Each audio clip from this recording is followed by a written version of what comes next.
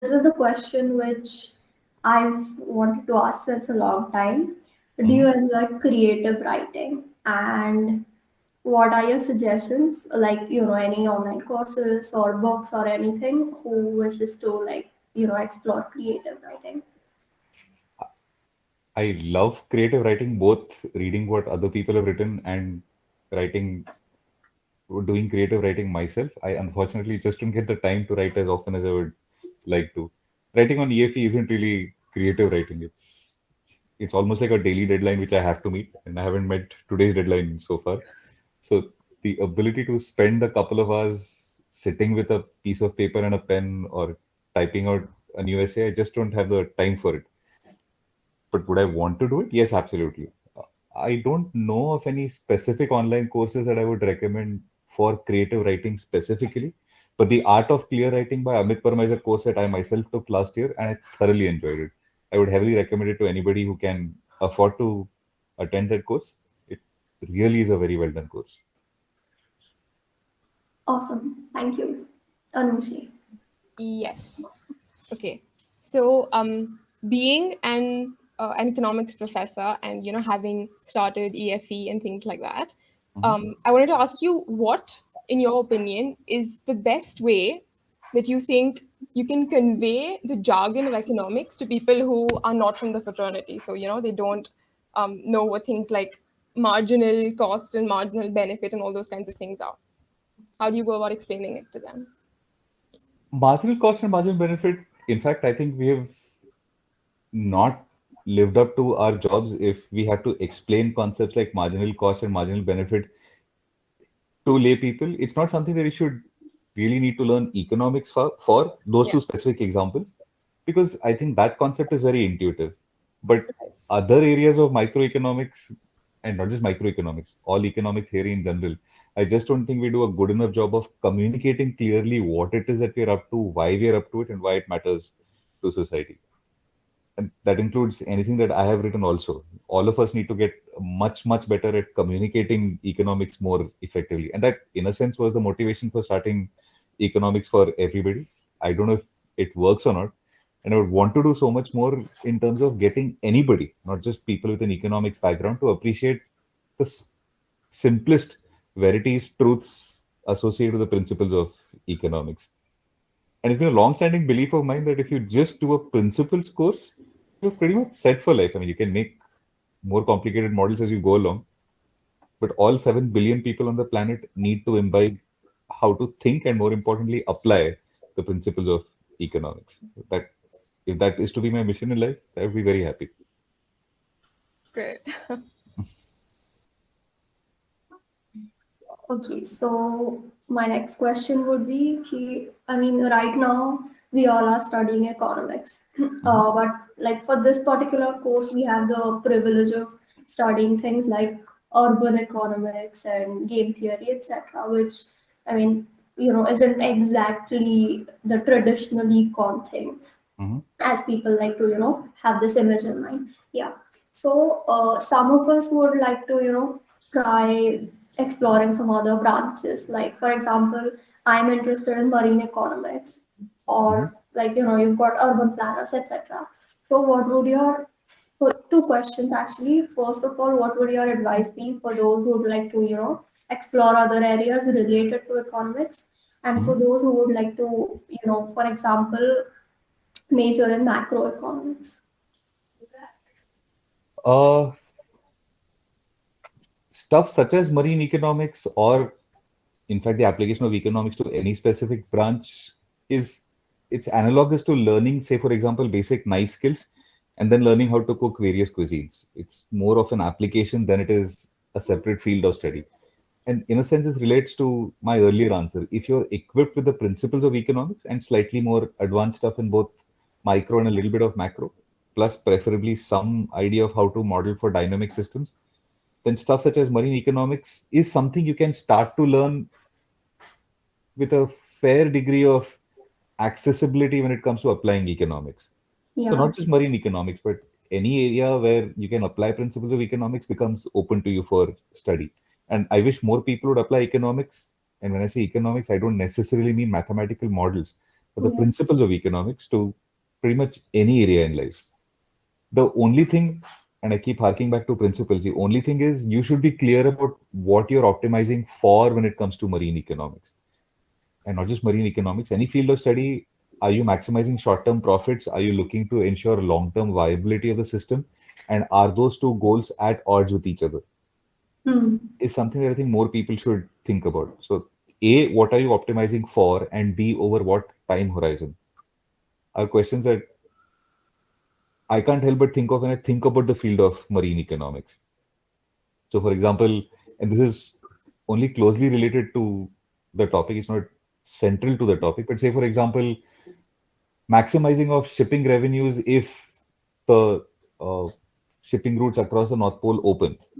Hmm. Should that be a part of marine economics? There will be plenty of papers written on this, but what are you really maximizing for? Is it revenues over the next decade or 2 decades, or is it the long-term viability of the field of marine economics altogether? Are questions that I wish more people would ask themselves at the margin. About macroeconomics, the basics I think should be studied by everybody. So, say for example, a layperson should, in an ideal world, know not just what GDP is, but what GDP growth rates are and the difference between real and nominal GDP. But for a student who has studied macroeconomics, what advice would I give that student for studying it further?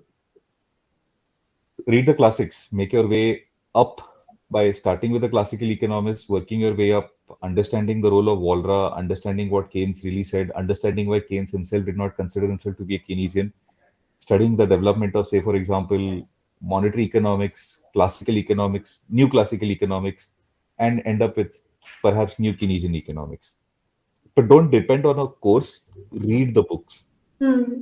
the books written by the authors. And don't worry about how long it takes. Soak yourself in those works, speak to people who have read those books, get some sort of a conversation going, and then maybe think about doing a formal course. But people do a lot of courses on MOOCs these days, but nobody seems to read the books anymore, which I'm not such a big fan of. Okay, so my next question would be, in light of the fact that you have a PhD and you've also written about this on your blog. So again, another plug coming up, I suppose. But what would be your advice in this day and age for getting a PhD? Whether it's worth it or not, and also your tips on how to choose a topic for the thesis. Okay. Uh, First, about the advisability of doing a course, a doctoral course. First advice would be don't do it because I think you spend far too much time in acquiring what is mostly a signaling degree. Yeah. Yeah. Number one. Number two, be clear about why you want to do it. So I need to do it, for example, if I want to spend even a part of my career in academia. Without the DRE at the front of your name, you don't get a job in a college these days. But do you really learn that much more for having done the PhD? I think you learn a lot of how to submit formal documents and jump through the hoops that are required to acquire the degree. The actual learning, I think, will be much more if you spend those 3, 4, 5, 6, or as in my case, 7 years, just reading as much as possible, writing as much as possible, and not worrying too much about submitting the thesis. So I'm being quite honest about it. If it isn't a requirement for your career, then don't do a PhD. Number one. Just 1 second. I need to relocate because my daughter's classes are going on here.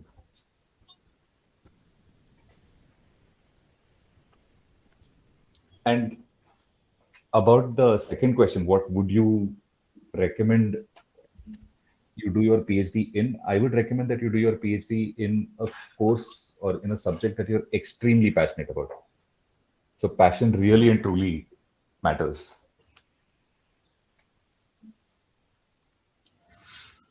Sorry, But so I perils mean, of I would working on. right. I would imagine that getting a PhD in one topic would mean that you become the sort of the world class expert on that one little niche in your subject area. So the fact that you want your PhD to maybe be valid, and this is perhaps in non-academic circles, would it make sense to get your PhD in something that actually has sort of relevant real world application? So say someone not in academia wanted a PhD, so would that be a route that would be the most appropriate? to do it in an area that is, sorry, could you repeat that last bit? That is relevant, sort of, which has, for Relevant example, to in what? marine economics. So if I were to, suggest something like the shipping revenues versus the sort of the carbon emissions from the ship. So how it's sort of impacting global warming. So that is something that's really you can imagine, being relevant to the circles of debate on that matter. So.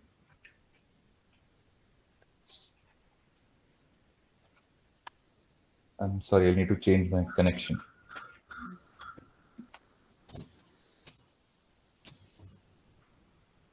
Am I connected? I have no clue. Yes, We can hear you. Okay. Connection is really bad over here since I've relocated. So Anushe, I completely agree with the fact that the work ought to be done and that somebody who's passionate about it should be doing this work.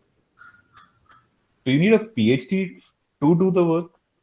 Is the part that puzzles me. I think you can do all of what you just said without having earned a PhD for it. So what do you get if you submit this as a thesis? The fact that you get to call yourself a doctor. But like I said, you have to jump through a number of hoops to make sure that the thesis is presented just so. And I would argue that all of that work can and should be done, but the requirement that you need to do it for a PhD is the part that I don't necessarily agree with. Yeah. But hey, we live in a world where signaling really and truly matters, and it's hypocritical of me to speak about this when I myself have a PhD. But like I said, you should be clear about why you want it. In my case, as it turned out, I started with dreams of learning more about a particular topic. But was the learning commensurate with the amount of time I spent on the PhD? No, it wasn't. So there's a bit of inefficiency there that can be taken away, should be taken away. so my question would be, so the BSc program at Gokhale is like, it's a famous program, not just because of the name of the institute, but also because of the curriculum which we have. So, things like, as I mentioned in my first question, we've got urban economics, for example, which many other colleges don't really provide to their students. So, I wanted to ask you, what were the things that you had in mind while designing the program? And secondly, given the approach of this program, like what would your tips and suggestions be for somebody who's like, planning to design a new program in any discipline?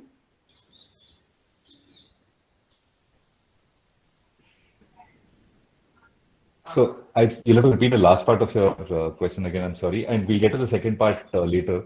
What was my motivation for starting the program? One, an institutional requirement. So there was a decision that the program ought to be started. But the reason I am passionate about it is twofold. One, because I'm in a sense scratching my own itch. Very few things in life get me angry, but the 3 years that I wasted while I was doing my undergrad really and truly make me angry. I could have learned so much more and done so much more. Part of which is my fault. Perhaps more than 50% of it is my fault. I should have been way less lazier and way more motivated and driven than I was at that point of time. But could I have done with somebody telling me the importance of those 3 years and done with somebody not necessarily holding my hand, but pointing me towards what I need to learn and why? I think it would have made a world of a difference. So more than the learning that takes place in the basic program, and hopefully that does, that's for you guys to say, not for me. But outside of the learning that happens, the one thing that I've ended up spending a lot of time on is making sure that whoever needs or shows signs of wanting to be mentored in terms of projects that they start, that help should never be denied by anybody at the Gokhale Institute. So that's my motivation for starting this program, helping 18 to 21-year-olds realize that these 3 years of your life are never ever going to come back and you should make the most of it. What that most is up to each individual student. But it shouldn't be the case that the institution that you're learning in denies you the opportunity to learn above and beyond what is taught to you in the classroom. So that is my motivation. But that focus has become sharper for having worked for the last 3 years on this program. And the second part of the question, unfortunately, I lost the connection, so we'll have to repeat. Yes. So the second part was key if somebody in any discipline like engineering, so engineering courses are famous for being boring. So if somebody wants to come up with a new engineering course, what would your tips be? An area about which I know nothing twice over. One, because A, I'm not an engineer, and B, I chose to walk away from that field when I was an undergrad student. So I really ought not to be the person answering this question. But with that caveat in mind, the one thing that I think really helps when you're learning a subject is to begin outward inside rather than inside outward. And what I mean by that is begin with a real world problem and ask how can we solve this problem, and therefore teach whatever principle is being taught. In my limited experience, both in economics and in other disciplines, sorry, we begin with the subject, and towards the end, as an afterthought, we show the applications. So open Yeah. up, say, for example, an economics textbook. They often speak about how there are boxes that show applications of whatever it is that you're learning to the real world. Invert it. So begin with the describe the real world, ask why the world looks this way and why and how you might want to make it better, and then teach the theory. And that should happen in engineering as well. So we take all the romance and fun out of learning science. So after learning a chapter, as a reward, a teacher might show you a science experiment. But say, for example, I have this glass over here. What happens when you put water in it, put a piece of cardboard on top and invert it? Yeah. The three of us know the answer, but imagine beginning with this and then talking about air pressure is the point I'm trying to get at. And it works with my daughter, who's 8 years old right now. It works with undergrad engineers. It works with undergrad economists. Works with anybody. Your motivation should come from observing the world. What we do right now is teach people how to use a hammer without ever having shown them a nail or a wall, which is I don't agree with it.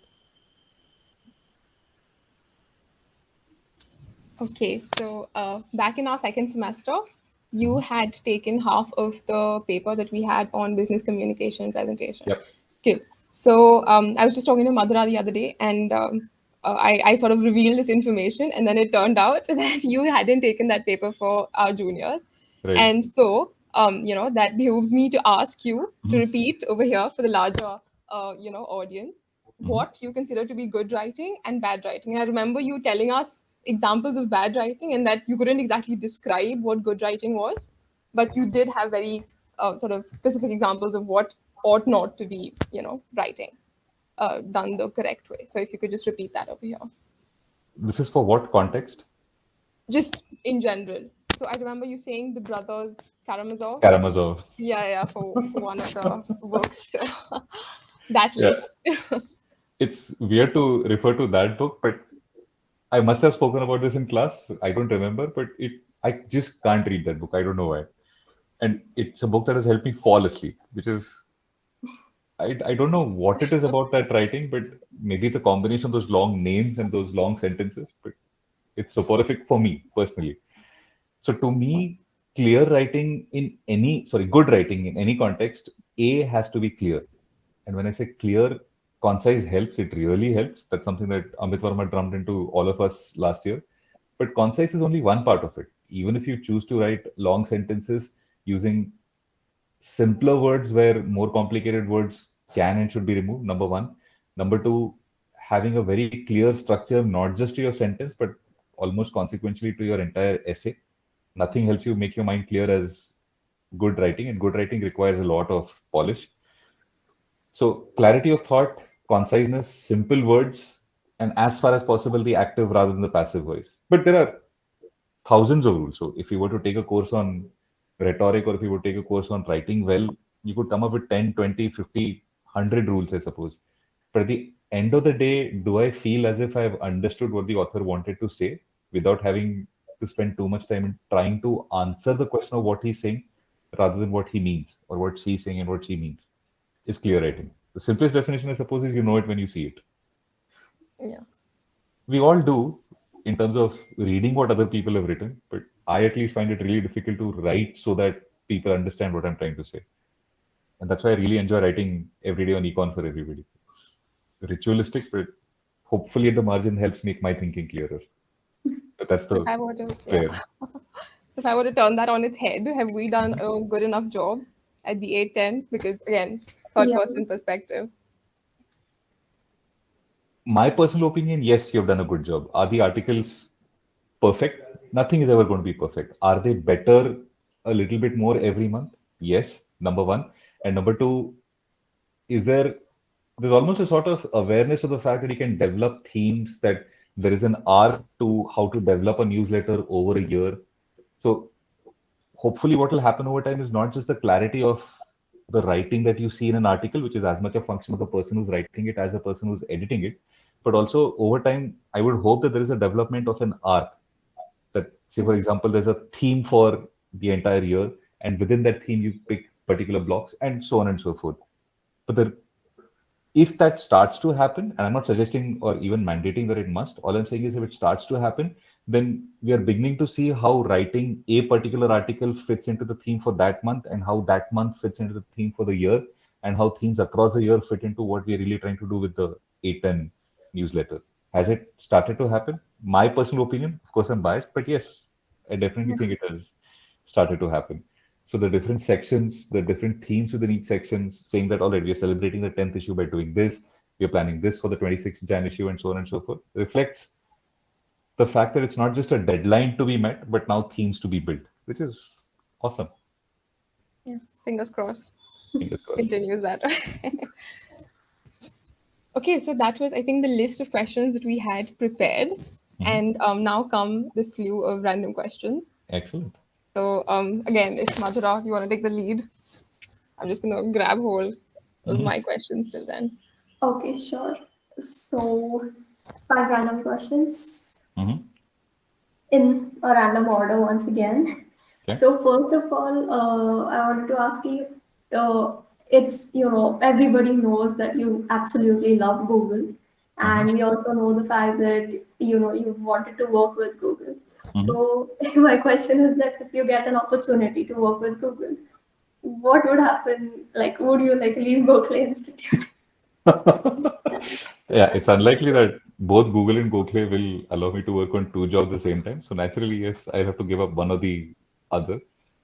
Will I prefer Google? The reason I like Google is because education in the 21st century is as much about content as it is about technology. So as an economist, you need to think about scale.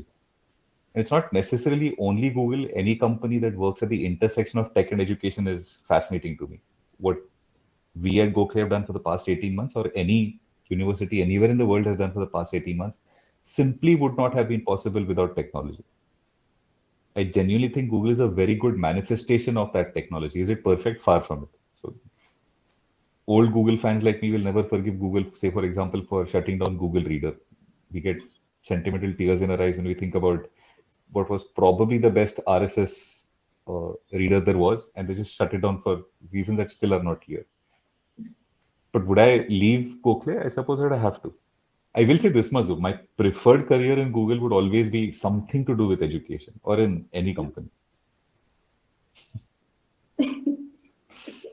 So the second question is, it's a blog request actually. So Okay. just like your love for Google is evident, your love for coffee is equally evident. For one of your EFE posts, could you write an article which basically is about coffee gyan? Coffee gyan is a very deep subject in the sense that, are we talking about the production of coffee, which by the way is really hampered this year? Are we talking about what kind of varietals there are? Are we talking about how to roast coffee? Or are we talking quite simply about how coffee quite genuinely helped the development of trade the world over? And coffee houses, there is a book written on this. I have a podcast with a friend of mine, Adish, about the economic impact of the emergence of coffee houses in London. And there's an entire book on it. I can't recall the name of either the author or the title right now, but I would love to write about the economics of coffee. Absolutely. The rituals associated with making a good cup of coffee, I don't think EFE is a place for it, but would I want to write about it given time? Yes, absolutely. We are waiting for that post. And so on the lines of EFE, you put up a blog post like every single day, very consistently. And the best part of it is that they all are equally interesting to read. So what are the thoughts that you have in mind while considering a topic for writing a blog post? And how do you actually, go about writing it? Does it interest me is filter number one. If it doesn't interest me, then there's no point in me spending time over it. Number two, is it something that young people would benefit by knowing? Preferably an audience that is already being trained in economics, but even if not, even if you are a young person would you be interested in reading about this topic? And that's a dual-edged sword in the sense that is there demand on the part of the reader? And even if there isn't, can I, through this writing, help people become aware of a particular topic? So those three things would help me decide what topic to write about. More often than not, for example, today, after this call, I have to sit down and find an hour of my time somewhere where I can read something that interests me or look up a previously bookmarked post and write about it. But today is a bad day. I don't have a post scheduled for today, so I'm going to have to, between everything else that happens, find the time to sit down and write. And today I don't have a topic of what to write about. Maybe the economics of, say, for example, conducting interviews. Maybe I don't know if that is what I'll end up writing about today. But so the actual writing of it, outside of the three filters that I spoke about, is also spontaneity, whatever grabs my attention on a particular day. In 2019 and parts of 2020, I tried to come up with themes for each particular day, but I've given up on it right now. Whatever I'm able to find time for and write is something that I write about. User feedback also matters. So, for example, the post on coffee hopefully will come up at one point in time. I remember you had asked for an article on NFTs. Yeah. But there wasn't anything that I read that I thought I could improve upon. And it's not something that I know enough to be able to write about. Plus, I'm a little bearish, at least given my current level of understanding on NFTs. So the reason I haven't written that post is because I don't think I have anything meaningful to add over there. Even as a simple article as, okay, read these 5 posts. They're all very easily discoverable right now. But one day, Yeah. maybe a year down the line, I might end up writing a post on NFTs. But I remember stuff that people ask and eventually get around to it. Final point, 2 series that I really want to start. One is write a series on celebrating all Nobel Prizes that have been awarded in economics, right from the first up until today. So take my time and write a really long essay on why this prize was awarded this year, who were the other contenders, what have the ramifications been to the development of this particular branch of economics since the prize was awarded, and so on and so forth. But time is a constraint. And second, I want to start a series on EFE on classic papers that all undergrads should read. Yeah. So can we come up with a list of 100 papers that you really ought to have read by the time you graduate from a course? And whatever those 100 may be, write one post a week on what that paper meant, placing it in its context and speaking about its development. One day. That sounds really exciting. And so I've got 2 questions and I don't know which one should go first, but I'll leave the so-called controversial one to the end of it.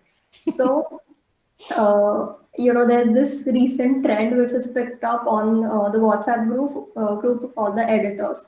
And the trend is that we come up with some bad pickup lines and we just, post it on the group for the sake of it. So I found this annoying pickup line, which is you must have a p-value of at least 0.05 because I failed to reject you. Got it. Okay. So When you say bad, you weren't joking.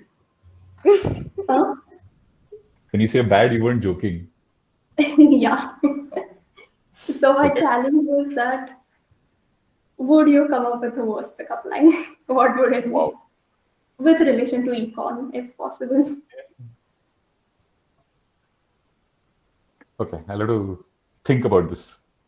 Okay, in the meantime, if you would allow me to interject, I remember Saili ma'am, and this is for the recording, a professor of microeconomics, had once shared this paper with us, which let me just pull it up right now, but it just I think it was titled on the fact that how do tax rates for individuals versus married couples, which tend to be different in some countries, how they affect the marriage decisions of people, right?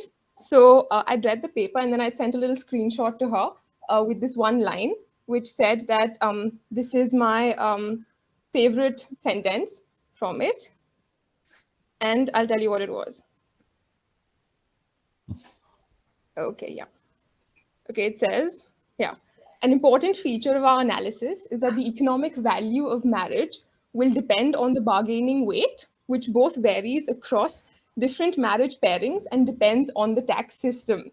Of course, this is a remarkably unromantic view of marriage, and we therefore allow for individuals to have non economic taste, brackets, or inverted commas, love, close brackets, preferences for different types of spouse. Okay. So I sent this to her, I think this is my favorite line.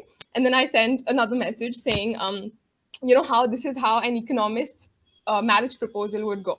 Okay, so the person says, clear throat. I might have non-economic marital taste preferences for you. Do you reciprocate them? And then the person says, sorry, what? And then the one who's proposing again says, I believe you lot call it love. So this is one of my favorite lines from the economics paper. And yeah, I mean, this is what I intend on using maybe sometime in my life.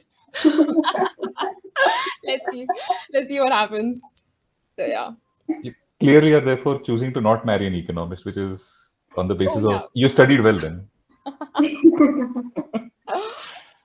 All that I can think of right now, there's a Kenneth Boulding quote, I think it is Kenneth Boulding, that goes along the lines of, you can't say I love you in mathematics.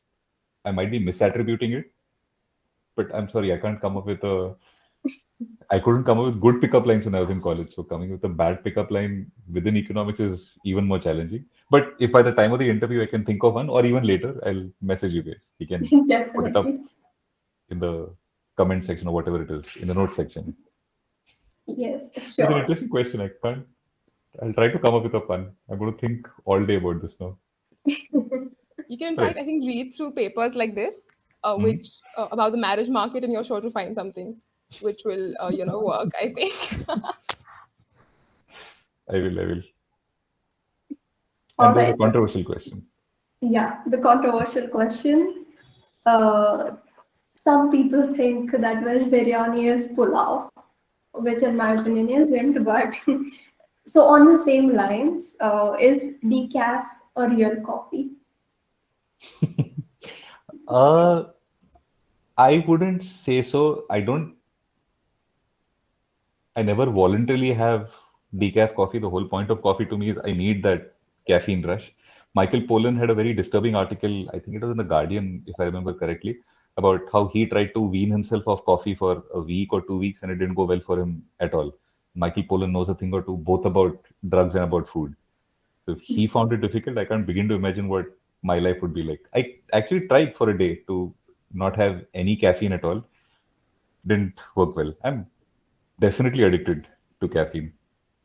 So not so much about the taste or the flavor profile or whatever it is, but I need my doses of caffeine. But about the veg pulao thing, or veg biryani or whatever it is that you want to call it, Krish Ashok, there's a lot to learn from him. This one specific thing that he's been on a bit of a miniature crusade on Twitter, voicing negative opinions about food isn't really necessary. It's possible for you to like the food that you do without looking down on the food that somebody else has made or liked. I've made my fair share of veg biryani jokes in the past and non-alcoholic beer. And I'm still tempted to make those jokes with friends, but on a platform like Twitter or in public in general, looking down on food perhaps isn't a Yeah. good idea. It's a lesson that I've learned and hopefully I'll get better at it over time. I still will make jokes with my close circle of friends, but in private, not in public. Or at least that's the aim. Okay, so I believe it's my turn now with the random questions. Mhm. And okay, so in the same vein of the bad pickup line question, and this is something that I've been ruminating on. Even, I mean, among my sort of friends group as well, we were sort of discussing this just yesterday about marriage in general, and I was wondering how it's like to be married to an economist, and if you would like to answer that question. Oh, so it's fun and frustrating in its own ways. We often end up talking about. So I had once written a post called "Team Kam Nahi Padna Chahiye" about how to Yeah. order food or prepare food when guests are coming over, and we actually use confidence intervals and concepts like the null hypothesis and speaking about what kind of error would you rather commit? Would you rather want too much or too little food? How should you frame your null? That post came out of an Yeah. actual conversation with my wife and two rather bemused guests who happened to be at home at that point of time. So yes, we end up using a fair amount of concepts in economics when you are talking at home. It's fun, I suppose, but I would only recommend it to economists. Yeah. So, Anushay, whoever is going to be at the other end of your proposal, my advice to that person would be to strongly reconsider before saying yes. Okay. Well, I'll pass on the recommendations. And also, I mean, I was wondering how the family dynamics are, because I mean, I was just thinking about this that the other day. Mhm. I think so. I was supposed to do one of the chores at home, and I had I think I was reading something like an article or maybe a book. Anyway, I was Mhm. really engrossed in it, and I wanted to say that the that I'm really sort of the opportunity cost of letting this go right now is, I mean, humongous. Like, don't pull me away from this. But then you just can't, say that to people in your family when they need you, right? Yep. So it's bewildering, and I don't know how to express myself sometimes, because I've come to think in terms of economics the same way that so I'd also messaged this to you earlier, I think this month or maybe last month, saying that I finally got the sunk cost thing, behind Mhm. me, and now I can finally leave books. Whereas, Books. yeah, earlier I just didn't have the heart to sort of give up on Yeah. books that I started reading because, well, I mean, you've invested time and energy and things like that. So, I mean, I find it's really hard to sometimes explain myself, and I don't know how, I don't know how to like bring up like kids and things like that in that sort of atmosphere. I just don't want to make them too calculating, I suppose, in a way. But well, I'm not sure. I'm still divided on that issue. So So I'm strongly reminded of Tyler Cowen's book, Discover Your Inner Economist. He has a lovely passage in that book about how whether, say, for example, you should reward your daughter or your child with monetary benefits for having done chores around the house. you shouldn't. And he makes the argument that you shouldn't, with not with Yeah. monetary benefits. So teaching the principle is important. Associating that principle always and everywhere with money, perhaps not so important. Yeah, I remember. I don't know if it was Tyler who came on that episode, but there was this one episode of Econ Talk with Russ Mhm. Roberts Mhm. where he had discussed the fact that, what if parents, as economists, offer incentives, and not just monetary, but of any kind, to their children. So one of them had tried to potty train, one of their toddlers, and saying that I'll give you like a sweet or something every time you go. And so that person, I mean, the toddler I used to just can go and guess the sit end. and Yeah. say, yeah, Ani right eyes, and then just like grab a sweet for themselves because it's not their fault Mhm. and they tried and things like that. So yeah, I mean, kids are definitely, I think, at the foremost, in getting past incentives. So There's a Bill that's not Watterson strip exactly. where the dad says to Calvin that we're going to start pocket money for you, and the next panel shows Calvin with a very Grinch-like look on his face, going "Muhaha, I'm going to rule the world now." The final panel shows the dad saying to his wife, "Dear, I messed up again," or something along those lines. And the other thing is, Greg Ip is, I think, a WSJ columnist, if I'm not mistaken. He's written a book, uh, a very short introduction to econ. No, it's not part of the very short series, but he's written an introductory book on econ. And his mother, she was an economist. His pocket money was linked to the price index in Canada when he was growing up. Dear At Lord. the at the age of 9, he very religiously would take a look at what the inflation numbers were for that week because that would decide his weekly allowance. So Hmm. yes, as economists can take things a little bit too far. We'll start Yeah. our daughter on pocket money in about a year or so. I can't help but have a little bit of evil moments. Hmm.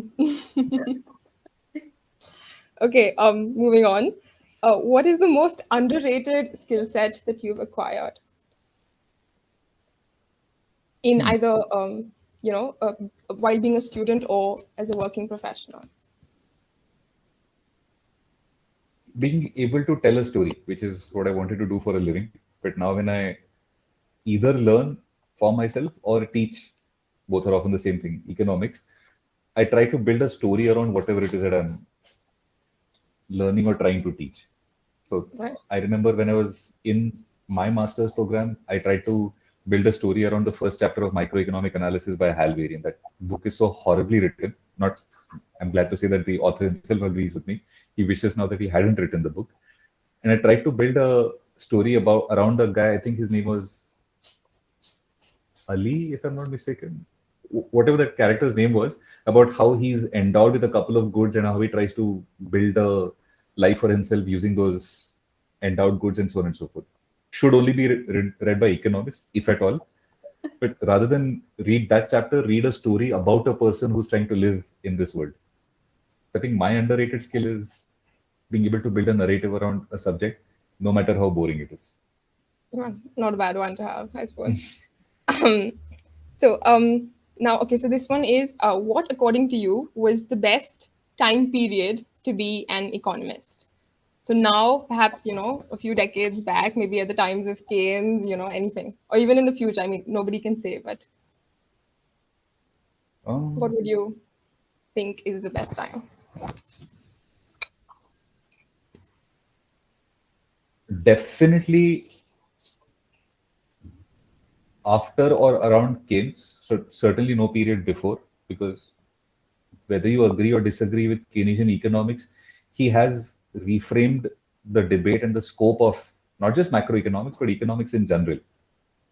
So I wouldn't want to be around before Keynes, Right, number not one. enough And that, recognition in the field as well. yeah, but not just that. So being around or after Keynes means that I get to read everything that happened before, not necessarily everything that happened later if I choose to be in the 1930s or 1940s. So that part is eliminated, anything before that. But after that, I see no reason to pick a particular decade. Every decade has been endlessly fascinating in its own ways. And even now, the challenge that faces us as economists and the diverse applications that are going to come up for discussion, debate, and policy formulation now is as good a time as any. Yeah. If anything, I would be more excited about the 2 to 3 decades that are to come up to work in the field of economics. So I'll pick now. Yeah, I mean, hopefully there isn't sort of a limit the way that there is on hard sciences about the things of, the amount of things that you can discover. Yeah, Because, well, humans are inventive in their own ways in coming up with problems, I suppose, that need exactly. economic solutions. So, Correct. right. Which other profession do you think the abilities of an economist most suit? As in, if with your current skill set and your current abilities that you've developed, over time, if you had to, go into a profession from tomorrow, which one would you be more successful at? Oh, I was thinking of the question along a different dimension. All right, so take your interpretation. I mean, this is what I was thinking I along would, lines of. and it's a bit of a two-way causality, and I'll explain what I mean. I think a good economist would also make for a good doctor. Anusha, this is especially relevant to you because I know your sister is studying to be a doctor, so who knows, you can keep switching places. But here's what I mean by that, and here is a context through which I was thinking of this. The idea that you can apply or implement some sort of a policy and that it will have only intended consequences is something that only a naive economist will think, and is something that only a naive doctor will also think when it comes to the giving of a particular medicine.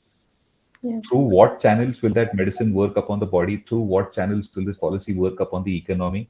What are the unexpected outcomes and how to deal with those unexpected outcomes? The more experienced a doctor, the more humble she is about giving a medicine and knowing that it will work.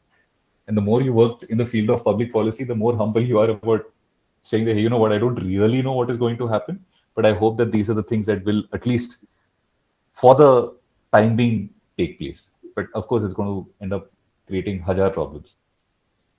And from Yeah. that perspective, I think the mechanistic interpretation of economics is very problematic to me.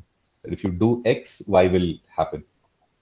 It may or may not happen, and an entirely unexpected Z is guaranteed to happen, is something that experience teaches you. And so, for that reason, the medical profession and economists, I think, are somewhat similar. But you asked a separate question. You asked, given the skills that we economists possess, what field will we do well in? If I'm allowed to cheat a little and say public policy comes to mind. It's about so much more than just economics, but it's not really a good answer to your question. I would, uh, I mean, if I were to say something, I think medicine would be a good pick as well. because just the other day, so I was explaining to my family the the whole processing of patents and how that goes on, and how it's supposed to the papers that are written on it is supposed to be with the objective of determining what's the optimal amount of time that you grant a patent for, so that your pharma companies, the big bad guys in the business, also have to actually develop it, and then you have enough people who will benefit from it after the patent expires, even though they can't afford to buy the medicines during the validity of the patent. So I was trying to explain it to them, and then so my sister was like, "Oh, so it's like the way, for example, in during war, I don't know what that there's a word for it, but then the doctors used to choose who to save the lives of because they were in a much better position to be able to survive. And then later on, obviously, once you had enough resources, you could fairly sort of evenly distribute them, among your patients. But then at the time of crisis, you need to make a hard decision about who lives and who dies. And that's the same way, except with people who have the money to afford, or insurance to afford medicines, who can. And then after that, you're like, okay, so now you've had enough. The farmers have had enough fun. So now you can give the benefits to the rest of the world to well enjoy. Right. Okay. The next one. And I mean, you can obviously ruminate on this and get back to us if you think of any other professions. My day is ruined right now, but yes, I will. Maybe a blog post if we don't have a chance to speak all the three of us again. Okay, when was the last time that you found yourself taken aback by the sort of principle of economics that you just applied? So you just applied something very unconsciously, and then you just thought about it that, oh wow, I wouldn't have done this had I not been an economist. Interesting.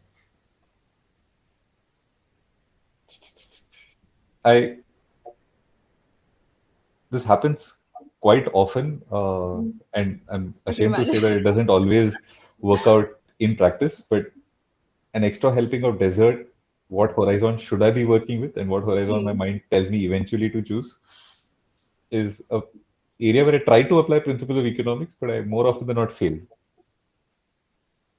I end up having the second helping of dessert. So I'm very conscious of the fact that I shouldn't. And this also reminds me of an old, very old Marginal Revolutions post on the sunk cost fallacy. Alex had written a post on how he'd gone out to buy medicines, reached the store, picked up something else entirely, forgot to buy the medicines that he wanted to, and came back home, and then felt lazy about having to go all the way back again.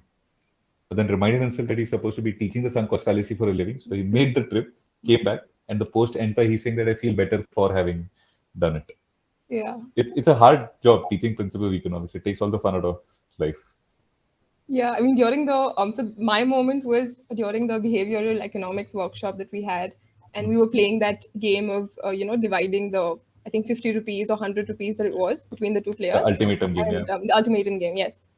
And so first, obviously, I was sort of taken aback by the kind of revenge that I felt, to sort of, I felt really vindictive, and I was like, how dare that person only give me, I think, 20 or something it was. But then I thought, well, something's better than nothing. And then I thought, oh, I wouldn't have, said that otherwise.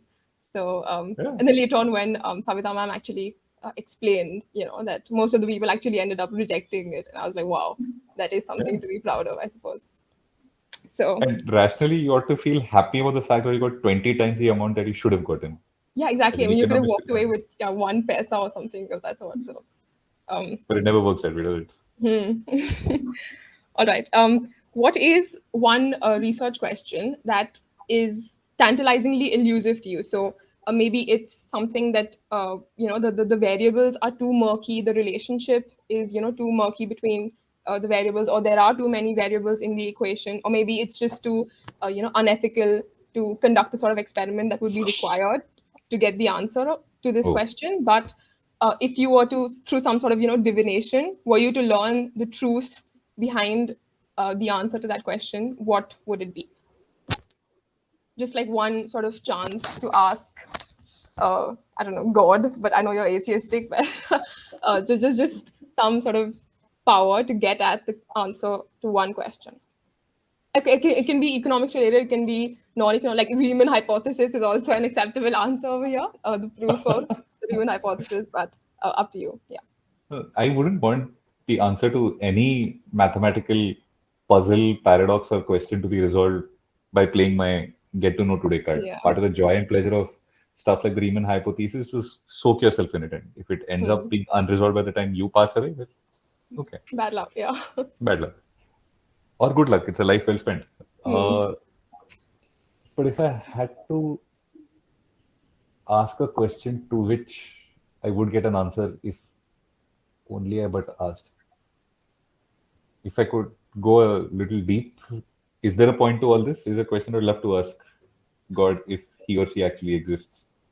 Yeah. Is there a meaning to all of what we do, or is the universe, however many billion years down the line, just going to end and that's it, game over, finished? I wonder. I think all of us do at some level. The problem is, if I do get an answer to that question, it turns out to be no. There isn't any point to it. Then I'm not sure what I would do Question, after yeah. Not well spent, I suppose, as well. So. that. Yep. Okay, well, on Again, that I'm going to spend note, another impossibly large chunk of my time today thinking about it. well, I wish you the best of luck with that. Thank you. That's not a very good tunnel to go down at any point of time. But I think we are well past our time as well. But it's been a pleasure. I had a lovely time. I hope you guys did as Likewise. well. Loved it. Any parting words? I hand it over to you guys. Read more, ask more questions. That's all I ever say. Yep. Okay then. All Lovely. right. Thanks, Madhura. Thanks, Anusha. Thank you. Welcome. And It was Bye. fun talking to you. Likewise. all right. Bye. Thank you. Bye bye.